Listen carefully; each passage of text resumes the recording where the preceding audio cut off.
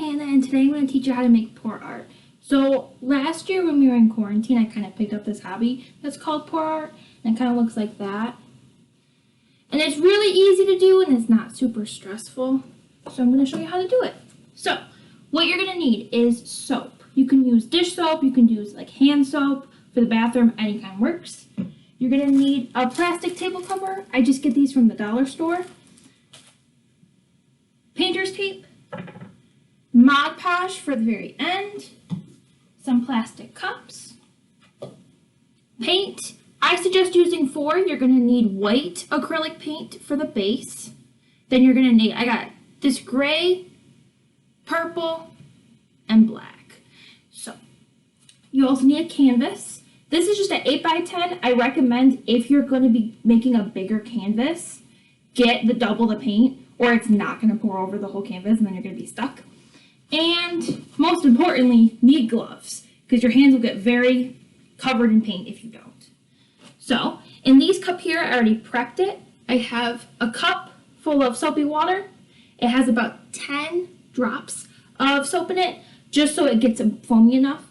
And you can use what's called a paint medium, and they sell at the store. It's pretty expensive though, which makes what I'm doing with the soapy water, it just makes the paint liquid enough that you can pour it. But I just thought soapy water is way cheaper and it's easier to use.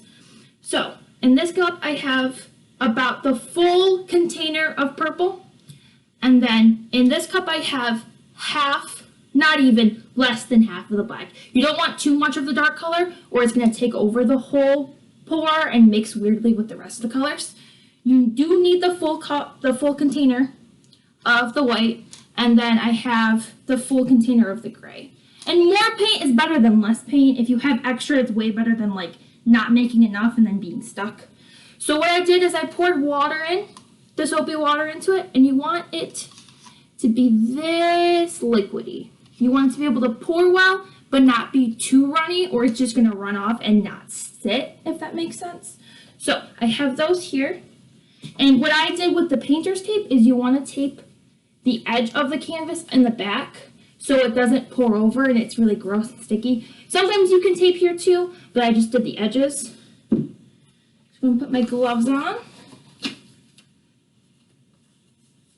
And these I got from the dollar store too. You can get this. Canvases are pretty cheap at Michael's. I got the paint at Michael's, but everything else you can get the dollar store or Target, anywhere that just has the party supply stuff. So what I'm going to do is I'm going to take this white cup and I'm going to pour the second lightest color, all of it, the gray paint in here. And you want to go from lightest to darkest so it doesn't mix weirdly. If you had started pouring the black in, the black's going to be the top layer and then the purple and the gray aren't going to mix very well. So we're going to put these 2 cups over here and then we're going to put the little bit of the black in.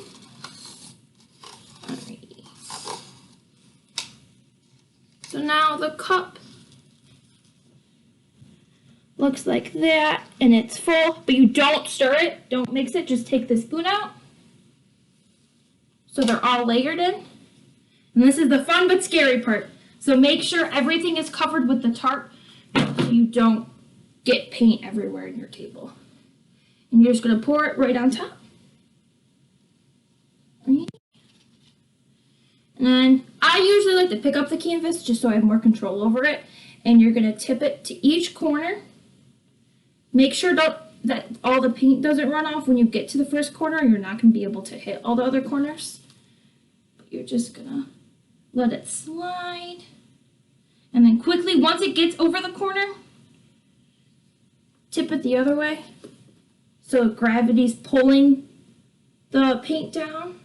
And if it's having struggle, if it's like a little too thick, you didn't add enough soapy water, just gently tap it on the surface you're working on, and it will like shift down.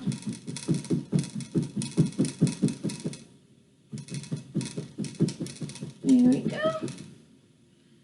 Alrighty. And if you want to cover the corners completely, if it didn't get covered, just take some of your excess paint and rub it on the side, and that will be completely covered. And this is what it finally looks like. I love how it pours and it like creates the bubbles in the soapy water, create these little air bubbles. So it gives a really cool pattern if you have enough bubbles, which I really like. And then what you should do drying, I don't have it set up, but get any kind of garbage bag. It doesn't have to be super thick. Just lay it out flat and then put the painting on top and put it in an area where it's not going to get touched or hit, or small children are going to touch it, and let it sit for a couple hours. Smaller paintings usually take about 5 to 6. Bigger ones I usually just set overnight. But make sure it's completely dry. The back is still going to be sticky where the paint is. So make sure you still have gloves to like pull the tape off, and then you're good to go.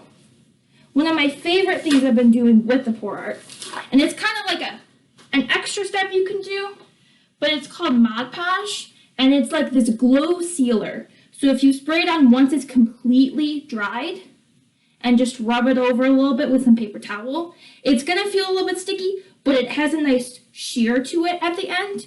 So if you get matte paint instead of satin paint, which is usually cheaper, you'll still have that shiny outer layer, and it's sealed so it's not going to chip. And one of my favorite creations I did was this pour art painting. So I did pour art on the bottom, and then I put Mod Podge, and then this is just a picture of me and my friend. I'm making it for her birthday. So there's a lot of cool things you can do with it. I really like it. It's not as stressful as like painting a picture or doing any intense artwork, because like they all look different.